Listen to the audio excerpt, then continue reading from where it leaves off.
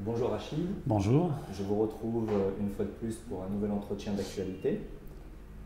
Alors après la victoire de Biden, peut-on parler d'un triomphe de la postmodernité? Alors déjà parlons dans un premier temps de la victoire de Biden. Alors parler de victoire me paraît quand même un peu compliqué, vu qu'il s'agit pour la première fois de l'histoire des États-Unis d'une révolution colorée organisée sur le territoire même des États-Unis, avec les mêmes techniques auxquelles ils ont eu recours en Ukraine et un peu partout à travers les révolutions colorées. Donc c'est une première. Et d'ailleurs, preuve en est qu'il a fallu une base militaire au cœur même de Washington pour permettre l'intronisation d'un usurpateur, a priori. Alors le deuxième élément, pour le mettre en rapport avec la postmodernité, c'est qu'il ne faut pas se leurrer. La postmodernité, c'est pour les pauvres du côté américain. Mais en haut lieu, on a quand même une élite qui est structurée intellectuellement, qui a une vision cohérente du monde, qui au niveau de la géopolitique a une doctrine qui est la même depuis au moins 50 ans et qui puise ses fondements au niveau de la géopolitique anglo-américaine de John Mackinder et de Nicholas Spikeman. Et donc la vision est toujours la même, elle est cohérente, avec une projection de longue durée, avec une forme de linéarité dans le rapport au temps. Et d'ailleurs, quand on voit cette élite qui est une gérontocratie, quand on voit le Sénat américain et l'establishment américain, c'est une élite qui cherche à se préserver de la postmodernité qu'elle contribue elle-même à engendrer. Et d'ailleurs, leurs gosses, ils les mettent dans des écoles low-tech. On a vu des articles dans le Washington Post qui parlent des grands du digital et des GAFAM qui mettent leurs enfants systématiquement dans des écoles low-tech.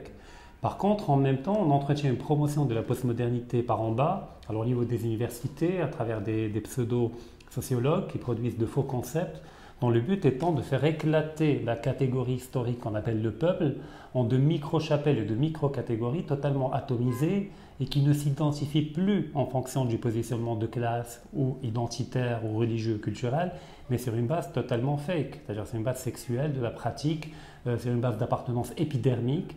Et donc on fragmente le peuple en vue d'horizontaliser les tensions et la violence pour éviter qu'elles ne deviennent verticales et qu'elles regardent du côté de la finance et qu'elles regardent du côté du logiciel du pouvoir. Donc on a au fait toujours une modernité en haut et une postmodernité vers le bas. Alors après qu'au niveau de l'establishment, il y ait une forme d'aile postmoderne du côté des démocrates, oui, mais ils ne détiennent pas le vrai pouvoir, ils sont là, ils gravitent autour, ils tentent de déployer un logiciel qui est le leur, mais le vrai pouvoir demeure toujours entre les mains des mêmes. Donc modernité par le haut, postmodernité par le bas. Après, ce qui est intéressant de voir, c'est que là encore, pour la première fois, on pourra parler des États-Unis comme étant un régime. Car en général, le mot est utilisé au niveau médiatique comme étant disqualifiant pour un système politique dont on ne reconnaît pas la légitimité. Donc on parlera dans les médias de régime syrien, de régime de Poutine, mais on ne parle pas de régime de Macron. On ne parle pas de régime de Biden ou de Trump ou d'autres choses. Aujourd'hui, on peut parler de régime américain. Car on a effectivement une junte, alors qu'il n'est pas militaire, qui est militaro-financière d'ailleurs, qui est au pouvoir aux États-Unis suite en réalité à un coup d'État. Et donc on a un président des États-Unis que la moitié du peuple ne reconnaît pas et ne voit pas comme légitime, dans un peuple où il y a 40 millions de personnes qui vivent avec des bons alimentaires, les food stamps, et dans un pays où il y a plus d'armes que de citoyens. Donc en réalité, la situation en Amérique est insurrectionnelle. Alors c'est latent, on ne le voit pas tout le temps. Alors on l'a vu au moment où il y a eu les révoltes des Black Lives Matter, où on a vu des milices armées de part et d'autre se déployer dans les rues. Donc on a une culture assez particulière aux États-Unis, où l'État fédéral n'est pas aussi omnipotent que dans les États continentaux que l'on connaît, où les gens sont attachés au premier et au second amendement, c'est-à-dire liberté d'expression et le droit de porter des armes, et les deux sont étroitement liés, c'est-à-dire que le droit de porter des armes est ce qui me permet d'avoir la garantie de pouvoir m'exprimer librement, et qu'un État fédéral ne puisse pas connaître une dérive autoritaire et me priver de mon droit. Donc les États-Unis sont une bombe à retardement. Donc la victoire de Biden n'est pas une victoire définitive, c'est une victoire par coup d'État qui permettra de tenir le coup et d'essayer de faire des rétropédalages par rapport à toutes les mesures mises en place par Donald Trump, qui sont en réalité des mesures propres à l'identité continentale des États-Unis, qui, je rappelle, pendant tout le 19e siècle, était isolationniste avec la doctrine Monroe de non-ingérence dans les affaires européennes et de déploiement de l'hégémonie uniquement au niveau des deux Amériques. Donc c'est ce que Trump tentait de restaurer. Et que quand on a une lecture géopolitique de haut niveau du point de vue, eh ben on voit que les États-Unis, contrairement à d'autres pays, ont un double tropisme géopolitique. D'un côté, ils sont aspirés par la dimension maritime, thalassocratique, à travers les deux côtes, du côté du Pacifique et du côté de l'Atlantique, qui nourrit la dimension libérale, la dimension moderniste, du changement, du sans-frontiérisme.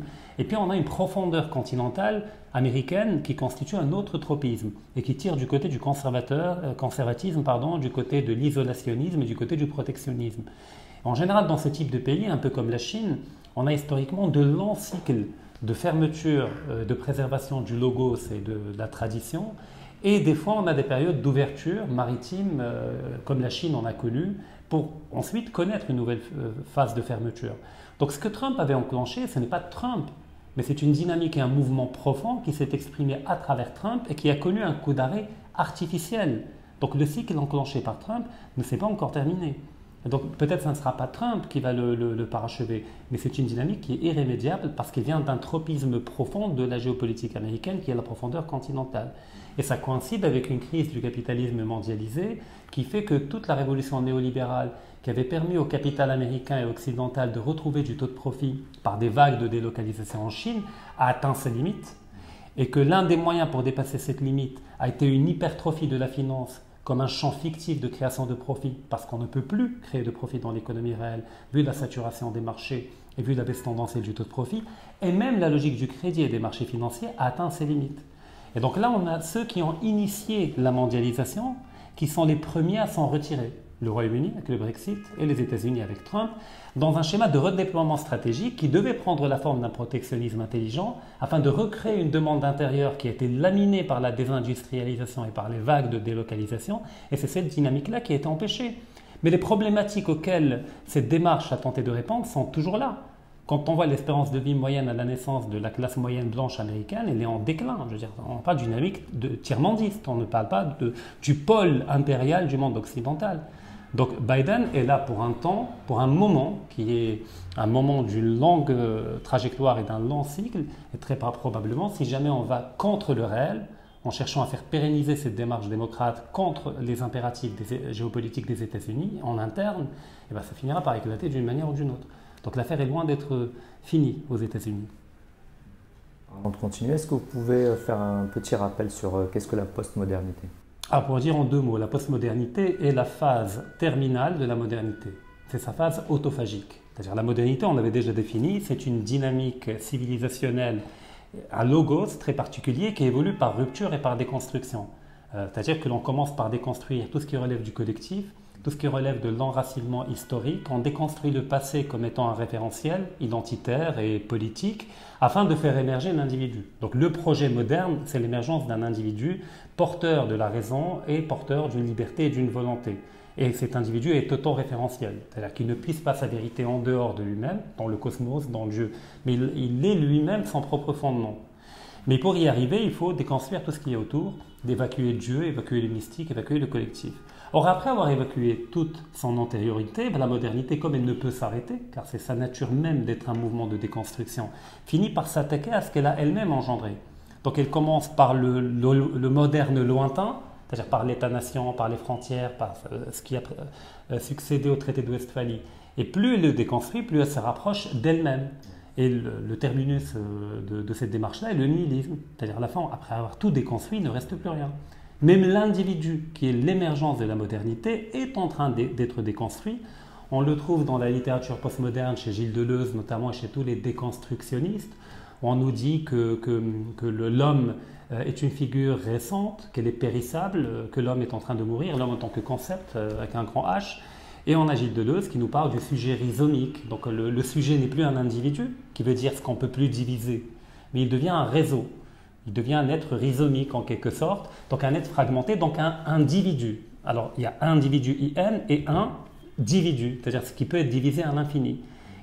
Et la technique auto-alimente cette dynamique-là, par les réseaux d'ailleurs sociaux. On a des appartenances multiples, plurielles, où les appartenances ne fondent plus une identité, mais sont fluides et conjoncturelles. On le retrouve dans le LGBTisme, avec le fluid gender, on le retrouve au niveau des réseaux, on le retrouve à chaque niveau de l'être.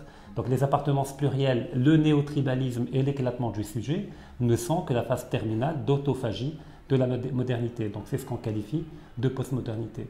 Alors il y en a qui la trouvent géniale. Michel Maffesoli et d'autres, qui voient un nouveau laboratoire vivant, mais qui au fait n'y comprennent rien finalement. Et puis on a qui veulent se révolter au nom de la modernité contre la modernité, comme Habermas, et que je qualifie de cocu de la modernité. C'est des gens qui ont dit c'est pas ça qu'on voulait, nous la modernité on voulait autre chose. Oui, mais c'est un déploiement naturel.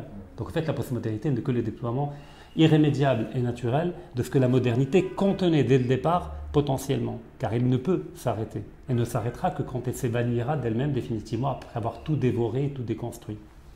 Donc on est dans le Kali Yuga, pour reprendre René Guénon. Et donc le Kali Yuga, on ne peut pas le renverser, il faut aller jusqu'au bout de la démarche. Biden, il a mis en place le transgenre au gouvernement. Oui, donc on est dans le carnaval des monstres. C'est ça. Et puis le discours où il annonce qu'il va de manière prioritaire aider les entreprises détenues par des minorités, donc au détriment de la majorité. Donc effectivement, on est plein dedans. Mais c'est toujours pour le bas, par le peuple. Mais eux-mêmes ne sont pas postmodernes, je veux dire, quand on va à l'élite. Ils ont conservé les châteaux en pierre de taille. Tout à fait, exactement. Bio, etc. Tout à fait. Et puis à la limite, ils peuvent mettre au niveau du front office un chef d'État postmoderne, un peu comme Macron. Mais ceux qui ont mis Macron, eux, ils sont encore dans la verticalité de la modernité. Alors on voit que la Chine et la Russie gagnent du terrain en Afrique. Comment le Maroc devrait se positionner dans cette nouvelle configuration? Alors déjà, la Chine et la Russie sont présentées comme étant un bloc alternatif à l'ordre néolibéral occidental. Ce qui n'est pas tout à fait vrai quand on va dans le détail. Quand on voit la Russie de Poutine, dès le départ, dès le début des années 2000, Poutine avait fait le choix du cap européen, en cherchant à autonomiser stratégiquement l'Europe de la tutelle atlantique pour lui permettre d'établir une complémentarité naturelle et fondamentale avec la profondeur continentale russe. Et donc on avait, lors de la guerre en Irak en 2003, un axe qui s'était formé géopolitiquement entre Paris, Berlin, Moscou. À l'époque, c'était Chirac, Gerhard Schröder et Poutine. Et cet axe continental qui permet une intégration du bloc eurasiatique, c'est le cauchemar des Anglo-Américains. C'est-à-dire que toutes les guerres menées par les Anglo-Américains, que ce soit par l'Empire britannique contre l'épopée napoléonienne ou par la suite durant les deux guerres mondiales, la première et la deuxième, toutes ces guerres-là correspondaient à une tentative d'empêcher une intégration continentale qui permettrait, si jamais elle pouvait se réaliser, d'éjecter hors de l'île monde, de cette Eurasie, le monde thalassocratique, qui se retrouverait éjecté du Rhineland, c'est-à-dire de la partie littorale de l'Eurasie, et donc éjecté de l'essentiel de la planète Terre, c'est-à-dire du commerce, de la production, de la démographie et du centre de gravité mondial. Et donc le fractionnement continental, les divisions qui peuvent être créées ont toujours été un moyen pour les Anglo-Américains d'empêcher une union continentale réelle. D'où le fait que même l'Union européenne telle qu'elle s'est construite a été construite suivant le plan américain. Quand on voit Jean Monnet et Robert Schuman, c'était une Europe au départ exclusivement économique, elle doit faire partie de l'OTAN, elle doit être libérale, elle ne peut pas être autre chose que libérale. Puis par la suite, on introduit le Royaume-Uni, et puis on délègue à l'Allemagne le rôle de Gauleiter, c'est-à-dire celui qui va gérer la province américaine d'Europe en quelque sorte. Et on l'a vu, suite à la guerre, au conflit ukrainien et à l'annexion de la Crimée par référendum du côté russe, on a vu que toute l'Europe s'est alignée sur les dictats washingtoniens pour imposer des sanctions économiques à la Russie en allant contre leur propre patronat des fois et contre leur propre intérêt bien compris. Donc c'est le cauchemar anglo-américain, c'est ce que voulait Poutine établir. Alors les Européens n'ont pas suivi, alors Chirac est parti, puis il y a Sarkozy pro-américain, atlantiste qui est venu, Gerhard Schröder a été éjecté, donc on a Merkel qui a une russophobie qui procède beaucoup plus de son parcours individuel en tant qu'ex de l'Allemagne de l'Est plutôt que d'une intelligence géopolitique bien comprise, qui fait qu'en réalité on a poussé Poutine dans les bras de la Russie. Ce n'est pas un choix. Et d'ailleurs, quand on voit la littérature géopolitique russe, notamment les travaux d'Alexandre Dugin, publiés durant la fin des années 90, il préconise dans son livre Fondement pour une géopolitique russe le fait de contribuer du côté russe à démanteler la Chine, afin d'aider le Tibet à obtenir son indépendance et le Xinjiang, qui est majoritairement ouïghour, afin de créer un glacis entre la Chine littorale, qui est la vraie Chine, qui est la Chine impériale historique, et entre la Russie avec l'immensité sibérienne, que la Russie ne peut pas domestiquer et dominer effectivement tout le temps. En partant du constat qu'il y a une asymétrie structurelle et évidente entre la Russie et la Chine, déjà démographiquement, 1,5 milliard d'individus d'un côté, 144-145 millions de l'autre, en termes de PIB, donc on a le premier PIB mondial en termes de parité de pouvoir d'achat du côté chinois, on a le 9e ou le 8e du côté russe, qui font que la Chine comprend très bien que la Russie comprend très bien qu'à terme, le but de la Chine est de vassaliser la Russie et d'en faire une forme de périphérie. Mais disons que la Chine a trop de pudeur pour traiter ouvertement la Russie comme un vassal mais qu'elle déploie tout en profondeur pour le rendre effectif un jour. Et donc la Russie, de fait, c'est de facto, ce n'est pas des jurés, est allée dans les bras de la Chine, et c'est une alliance extrêmement fragile sur la langue jurée. Donc déjà, on ne parle pas d'un bloc, mais on parle de deux pays qui cherchent à étendre leur intérêt, chacun en partant de ses propres intérêts en Afrique. Deuxième élément, la projection russe en Afrique est une projection relativement récente. Alors depuis la fin de la guerre froide et l'effondrement du bloc soviétique, la Russie s'est totalement retirée de l'Afrique, puisque la démarche révolutionnaire n'était plus opérante. Mais elle y revient aujourd'hui, pas forcément en tant qu'État russe institutionnel, mais également souvent en tant que compagnie privée de mercenariat, qui louent leur service aux chefs d'État, à certains chefs d'État africains, notamment en Centrafrique, mais des fois ça n'exclut pas le fait que l'État envoie des experts, des techniciens pour accompagner les armées locales. Mais faire la part des choses me paraît extrêmement compliqué, vu que ce n'est pas très clair ce qui se passe là-bas. Mais on a des armées privées russes qui permettent de faire le boulot que l'armée russe régulière ne peut pas, peut-être pour des raisons diplomatiques, faire. D'ailleurs, on l'a vu en Crimée. Lorsque l'armée russe est intervenue, il n'y a pas eu un coup de feu, il n'y a pas eu un seul mort, mais les soldats que l'on a qualifiés de Russes ne portaient pas de drapeau. Ils n'avaient pas le droit de parler. Donc il ne fallait pas identifier leur accent, il ne fallait pas identifier leur nationalité. Donc on les a surnommés là-bas les petits hommes verts. Donc ils étaient habillés en vert avec une ultra-technologie embarquée, mais il n'y a pas de drapeau.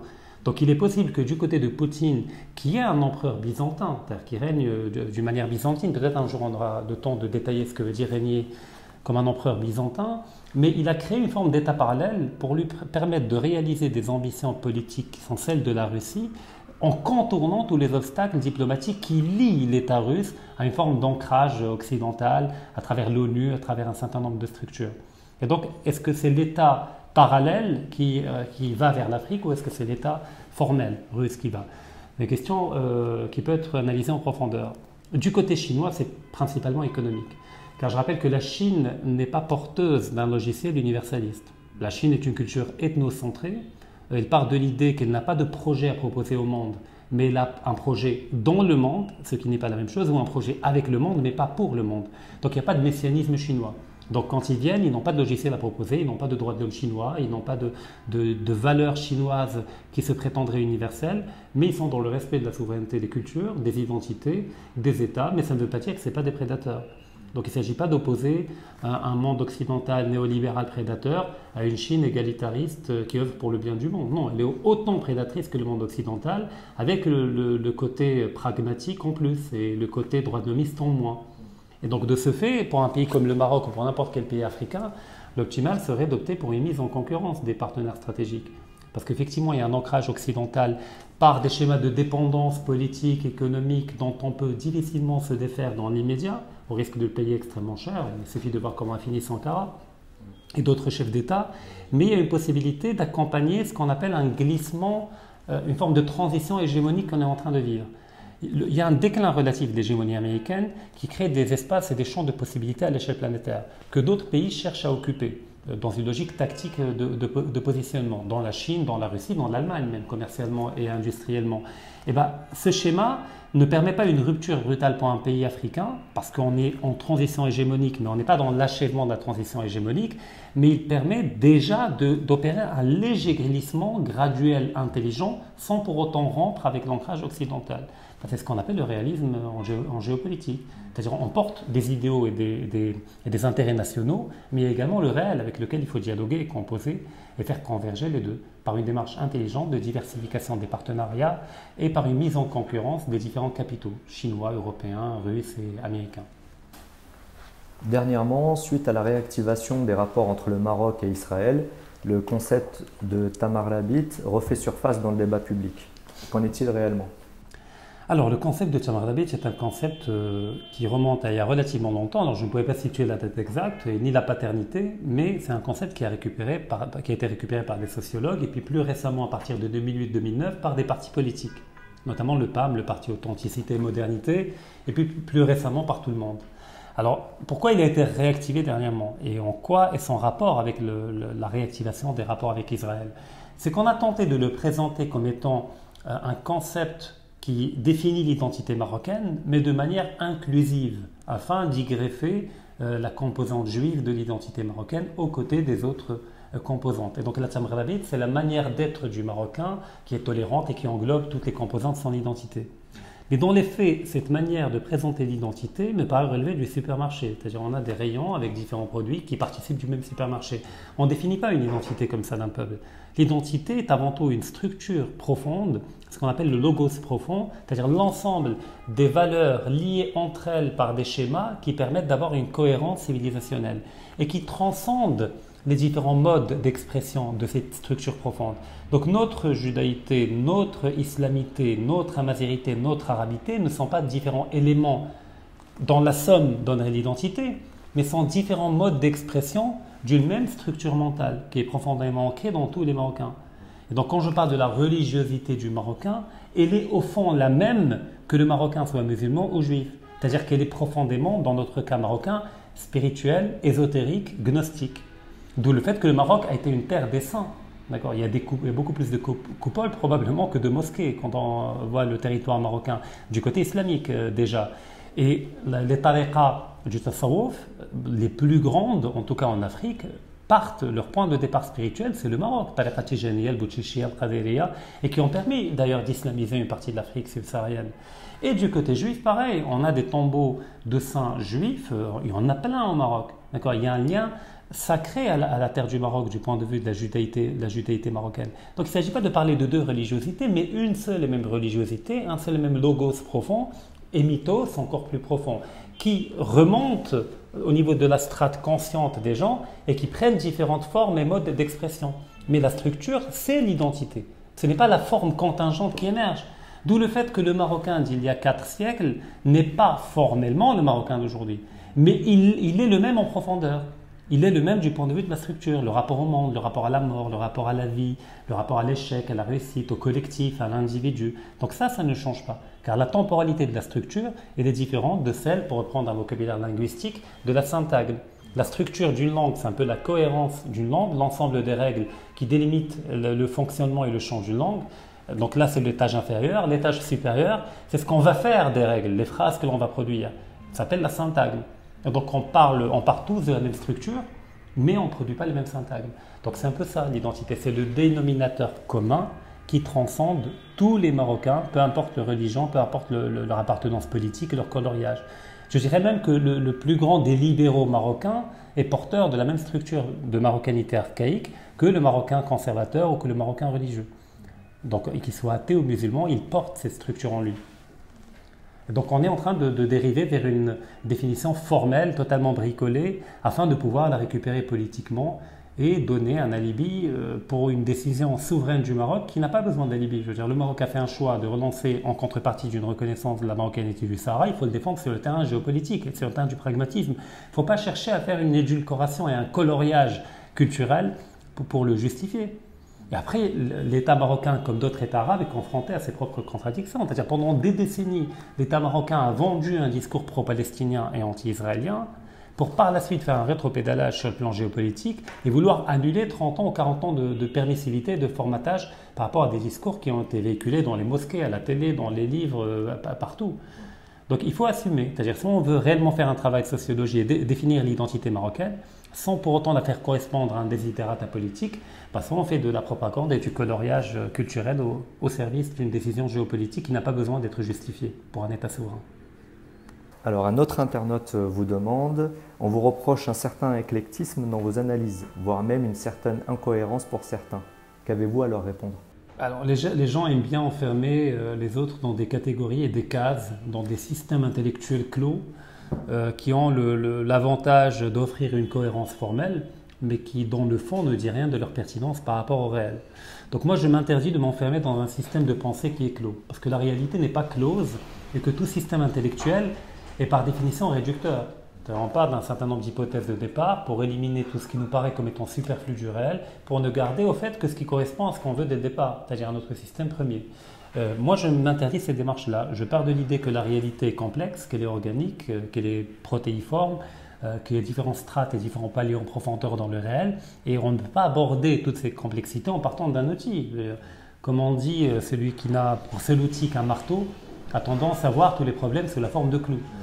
Donc je pars de l'idée que quand je m'attaque au capitalisme en tant que mode de production historique, etc., je pars de l'idée que l'outil marxiste est le plus pertinent pour révéler et mettre en avant les contradictions internes du capitalisme. mais ça ne m'oblige pas à adhérer aux déductions du matérialisme scientifique et à l'avènement du communisme comme abolition de la propriété privée et des classes. Donc là encore, il y a la part méthodologique et puis il y a la part idéologique que l'on peut en déduire. Donc de même, au niveau, quand on parle de l'identité, l'approche structuraliste me paraît extrêmement pertinente, malgré toutes ses limites. Il n'y a aucun système qui est parfait. Mais à laquelle je peux ajouter une démarche métaphysique, une démarche spirituelle, qui capte un autre aspect de la réalité. Et donc quand on parle de structuralisme, en l'occurrence pour l'identité, ce que j'ai déployé tout à l'heure, ça invoque ce qu'on appelle la sociologie des profondeurs, la psychologie des profondeurs avec Jung, avec Durand, Gilbert Durand. Ça invoque également une démarche historique, parce qu'il n'y a pas que la structure, il y a également la syntagme qui est importante, qui permet de déceler un certain nombre de choses. Donc il ne s'agit pas d'incohérence, mais il s'agit tout simplement d'une intelligence qui colle au réel. C'est-à-dire le réel réclame plus de respect que de venir à lui avec un système et croire pouvoir l'enfermer là-dedans. Et donc d'où le fait que la culture générale et la transdisciplinarité intelligente, où il ne s'agit pas d'agréger plusieurs disciplines l'une à côté de l'autre, mais de développer de nouveaux outils. C'est quoi un concept? C'est un outil qui doit correspondre à un questionnement, qui n'a pas encore de réponse. Donc un concept, il est forgé, pour reprendre Deleuze, il est construit, il est produit pour capter quelque chose du réel que tous les autres concepts n'arrivent pas à capter. Et bien, la création de concepts n'est pas l'apanage que de la philosophie stricto sensu, comme le dit Deleuze, mais elle est une démarche transcendantale qui traverse toutes les disciplines et qui les combine dans une synergie plutôt que dans une agrégation pour capter un phénomène du réel. Donc c'est ce que j'appelle l'intelligence, tout simplement. Quand on fait des sciences humaines ou quand on appréhende des phénomènes complexes, on ne peut pas les faire à partir d'un seul système. Après, il y a l'autre démarche académicienne qui est uniquement dans le concept, qui n'est pas dans le réel, mais qui est une démarche confortable politiquement parce qu'elle ne nomme jamais personne et ne désigne pas d'ennemis. Et l'autre, c'est un peu la fourmi qui est enfermée dans sa réalité immédiate, mais qui ne peut pas prendre de la hauteur pour voir le phénomène dans sa complexité. Donc on a l'ultra-complotisme dérisoire des reptiliens, d'accord. Et puis de l'autre côté, on a le Bourdieu et compagnie, les Foucault, les machins trucs, qui sont dans la masturbation conceptuelle. Et bien entre les deux, il y a un va-et-vient intelligent qui permet de faire dialoguer ce qu'on appelle la praxis chez les marxistes, qui permet de faire dialoguer le réel avec l'idéal et d'en dégager une démarche vivante, organique, qui suit le mouvement et le déploiement du phénomène qu'on veut étudier et qui ne l'enferme pas dans une case avec 2 hypothèses ou 3 hypothèses de départ. Très bien. Alors dernièrement, nous avons assisté à un mouvement de revendication sur les réseaux sociaux réclamant l'abrogation de l'article 490 du Code pénal. Peut-on parler de revendication légitime? Oui et non. Enfin, la question elle est complexe. Il y a 2 positions confortables. La première est de dire oui, c'est archaïque, c'est injuste, ça envoie des gens en prison, mon corps m'appartient, ma liberté et tout le blabla qu'on connaît. D'accord. Pourquoi c'est confortable? Parce que vous avez comme appui le centre du monde, tout le monde occidental, les médias occidentaux, les fondations, les ONG, vous avez tout cela de votre côté quand vous adoptez cette démarche-là. Et puis vous paraissez moderne, progressiste et dans l'air du temps. De l'autre côté, c'est la position réactionnaire religieuse qui disent non, on ne veut rien toucher, d'accord, et on est dans la négation du réel. Parce qu'effectivement, il y a un réel que personne ne veut voir, ni les modernistes libéraux, ni les réactionnaires du côté religieux. Mais quand on adopte la démarche que j'ai évoquée tout à l'heure, on comprend très bien que, premièrement, l'article 490 n'est pas un texte religieux, c'est un texte pénal qui vient du Code napoléonien à travers la médiation du protectorat dont on a hérité dans le Code pénal, mais qui correspond quelque part à l'interdit des rapports sexuels en mariage au niveau religieux. Mais la peine elle-même, elle est objective, elle est séculière, elle n'est pas religieuse. Et puis l'idée derrière l'article 490, c'est de protéger le mariage, en partant de l'idée que la norme, elle est univoque et que la norme se revendique d'un monopole par définition. Quand vous avez un phénomène donné, par exemple la sexualité, si vous avez 10 manières de la faire qui sont toutes des normes, ça veut dire que vous n'avez pas de norme. Vous avez dilué la norme dans une pluralité de modes d'expression. Donc la norme, elle est exclusive et elle se revendique comme étant un monopole par rapport à un mode d'expression d'un phénomène. Donc dans notre culture, comme celle des Occidentaux avant la modernité, c'était le mariage. Le mariage était le sanctuaire qui permettait à la dignité humaine de s'exprimer à travers, entre autres, la sexualité dans le mariage. D'où le fait que, comme il m'est arrivé de dire dans ma chronique, les animaux copulent, les hommes font l'amour. La différence, elle est au niveau de la symbolique, pas au niveau de l'acte. Au niveau de l'acte, c'est la même bestialité si on évacue le symbolique.